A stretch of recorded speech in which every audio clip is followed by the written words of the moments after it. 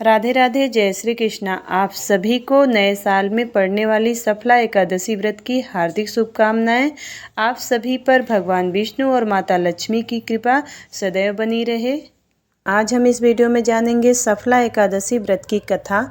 एकादशी कब से शुरू हो रही है, कब समाप्त और पारण का शुभ मुहूर्त क्या रहेगा। तो वीडियो को पूरा ज़रूर देखिएगा। वीडियो अच्छी लगे तो वीडियो को एक लाइक ज़रूर करिएगा। सनातन धर्म में हर माह में एकादशी व्रत को पूरी श्रद्धा और आस्था और विश्वास के साथ किया जाता है। एकादशी व्रत के दौरान भगवान विष्णु की आराधना की जाती है। हिंदू पंचांग के अनुसार पौष माह के कृष्ण पक्ष की एकादशी तिथि को सफला एकादशी कहा जाता है और साल 2024 की पहली एकादशी 7 जनवरी को है।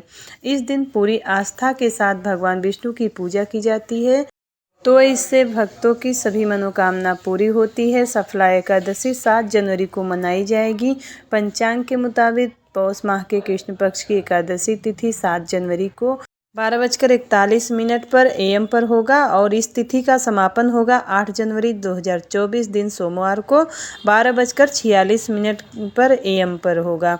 ऐसे में उदया तिथि के अनुसार व्रत भी 7 जनवरी को ही रखा जाएगा। 7 जनवरी को सर्वार्थ सिद्धि योग रहेगा सुबह 7:15 से रात में 10:03 तक और इस दौरान भगवान विष्णु की पूजा करना बहुत शुभ माना जाता है। व्रत के पारण का समय होगा 8 जनवरी को सुबह 7:15 से सुबह 9:20 के बीच। अब सुनते हैं सफला एकादशी व्रत की कथा। भगवान विष्णु और माता लक्ष्मी का ध्यान करते हुए इस पावन और परम कल्याणकारी कथा का श्रवण करते हैं। युधिष्ठिर ने कहा, हे जनार्दन, पौष कृष्ण पक्ष एकादशी का नाम क्या है? उस दिन कौन से देवता का पूजन किया जाता है और उसकी क्या विधि है? कृपया मुझे बताएं।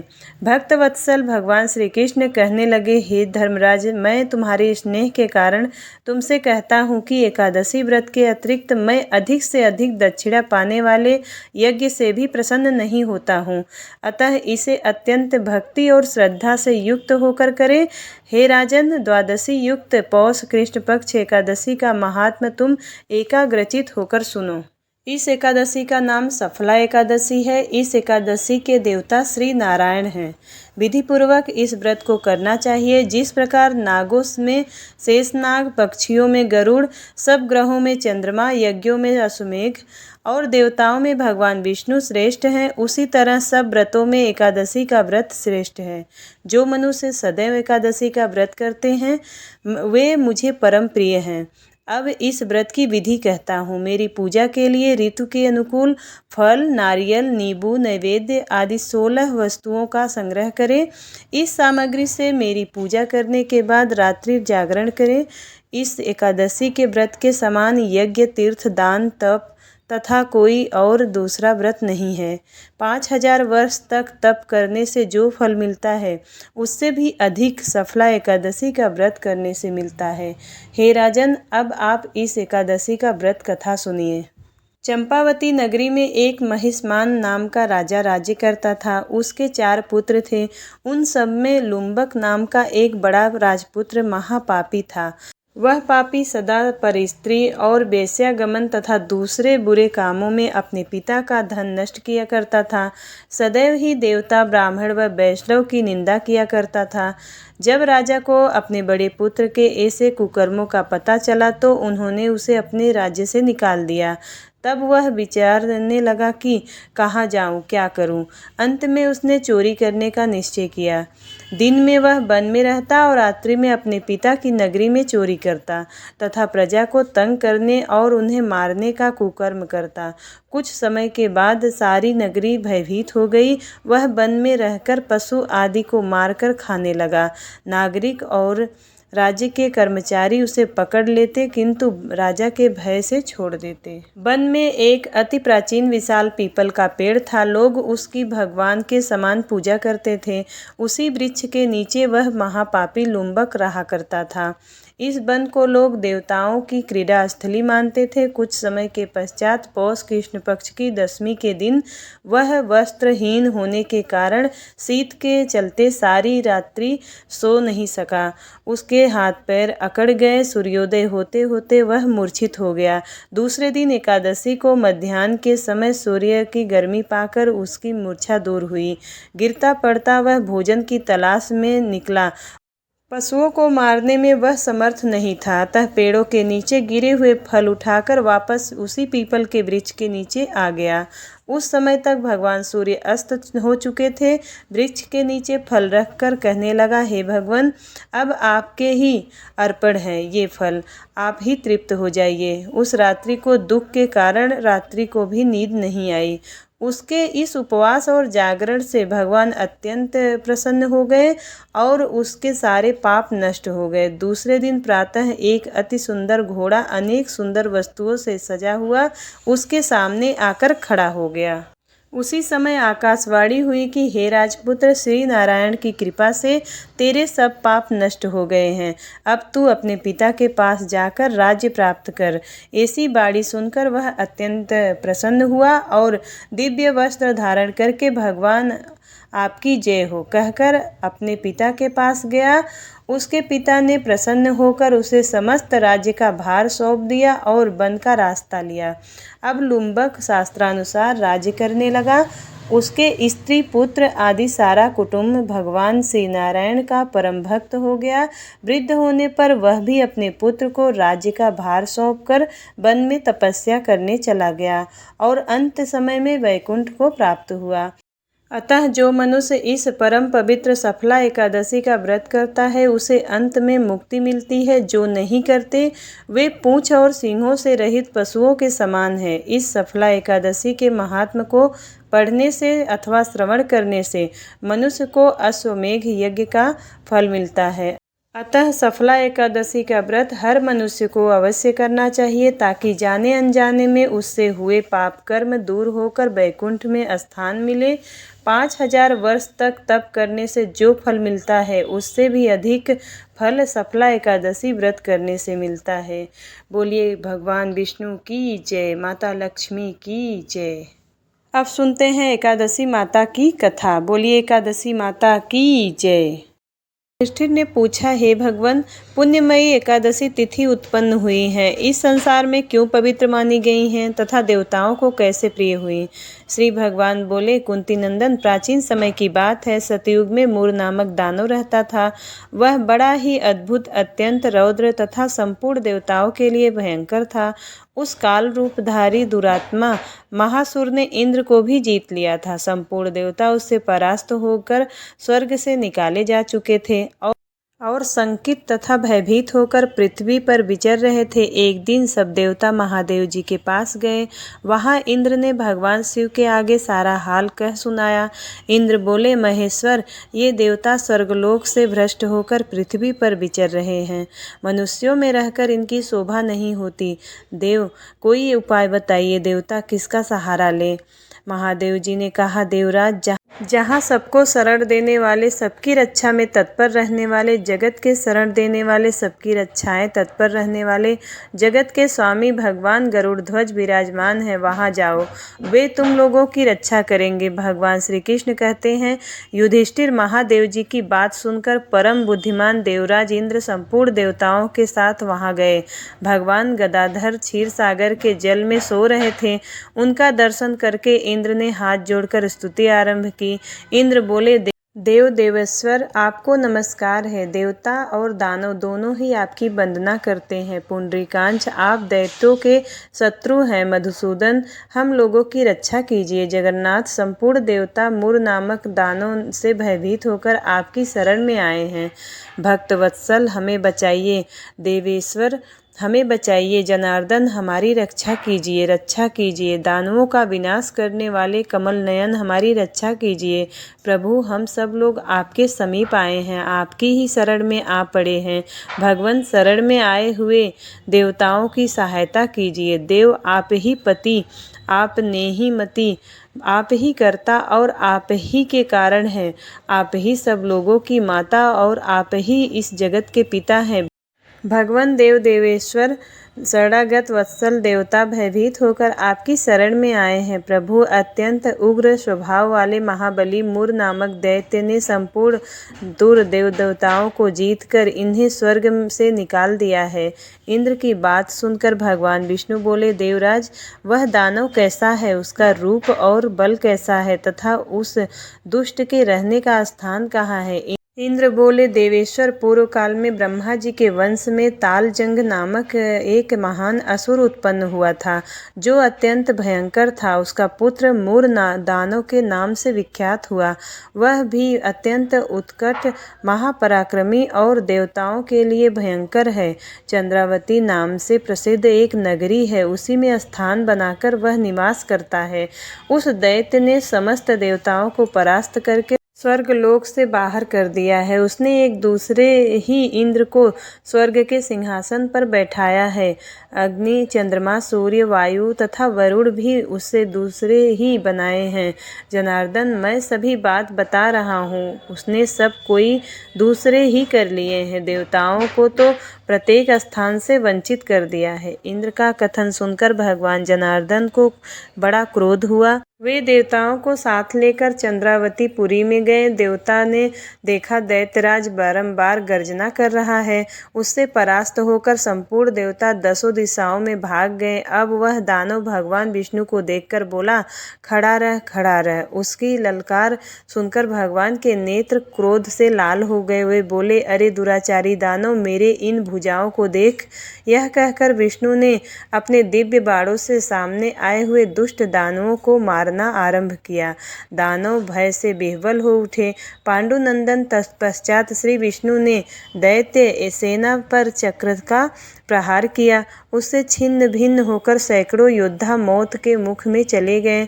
इसके बाद भगवान मधुसूदन बद्रिकाश्रम को चले गए। सिंहावतो नाम की गुफा थी, जो 12 योजन लंबी थी। उस गुफा में भगवान जाकर सो गए। उसमें एक ही दरवाजा था। दानव मूर भगवान को मार डालने का योजना बनाकर रखा था। वह उनके पीछे लगा रहा। वहां पहुंचकर उसने भी उसी गुफा में प्रवेश किया। वहां भगवान को सोते देख उसे बड़ा हर्ष हुआ। उसने सोचा, यह दानव का भय देने वाला देवता है, अतः निसंदेह मैं इसे मार डालूंगा। युधिष्ठिर, दानव के इस प्रकार विचार करते ही भगवान विष्णु के शरीर से एक कन्या प्रकट हुई, जो बड़ी ही रूपवती, सौभाग्यशालिनी तथा दिव्य अस्त्र शस्त्रों से युक्त थी। वहां भगवान के तेज अंश से उत्पन्न हुई थी। उसका बल और पराक्रम महान था। युधिष्ठिर, दानव राज मूर ने उस कन्या को देखा। कन्या ने युद्ध का विचार करके दानव के साथ युद्ध के लिए याचना की। युद्ध छिड़ गया। कन्या सब प्रकार की युद्ध कला में निपुण थी। वह मूर नामक महान असुर उसके हुंकार मात्र से राख का ढेर हो गया। दानव के मारे जाने पर भगवान जाग उठे। उन्होंने दानव को धरती पर पड़ा देखकर पूछा, मेरा यह शत्रु अत्यंत उग्र और भयंकर था, किसने इसका वध किया है? कन्या बोली, स्वामिन, आपके ही प्रसाद से मैंने इस महादैत्य का वध किया है। भगवान ने कहा, कल्याणी, तुम्हारे इस कर्म से तीनों लोक में मुनि और देवता आनंदित हुए हैं। अतः तुम्हारे मन में जैसी रुचि हो उसके अनुसार मुझसे कोई वर मांगो। देव दुर्लभ होने पर भी वह वर मैं तुम्हें दूंगा, इसमें तनिक भी संदेह नहीं है। वह कन्या साक्षात एकादशी ही थी। उसने कहा, प्रभु, यदि आप प्रसन्न हैं तो मैं आपकी कृपा से सब तीर्थों में प्रधान, समस्त विप्रों का नाश करने वाली तथा सब प्रकार की सिद्धि देने वाली देवी हूँ। जनार्दन, जो लोग आप में भक्ति रखते हुए मेरे दिन को उपवास करेंगे, उन्हें सब प्रकार की सिद्धि प्राप्त हो। माधव, जो लोग उपवास, नक्त अथवा एक भुक्त करके मेरे व्रत का पालन करके फिर उन्हें आप धन, धर्म और मोक्ष प्रदान कीजिए। श्री विष्णु बोले, कल्याणी, तुम जो कुछ कहती हो वह सब पूर्ण होगा। भगवान श्री कृष्ण कहते हैं, युधिष्ठिर, ऐसा वर पाकर महाव्रता एकादशी बहुत प्रसन्न हुई। दोनों पक्षों की एकादशी समान रूप से कल्याण करने वाली है। इसमें शुक्ल पक्ष और कृष्ण पक्ष का भेद नहीं करना चाहिए। यदि उदय काल में थोड़ी सी भी एकादशी, मध्य में पूरी द्वादशी और अंत में किंचित त्रयोदशी हो तो वो त्रिस्पृशा एकादशी कहलाती है। वह भगवान को बहुत ही प्रिय है। यदि एक त्रिस्पृशा एकादशी का उपवास कर लिया जाए तो 1 सहस्त्र एकादशी व्रतों का फल प्राप्त होता है।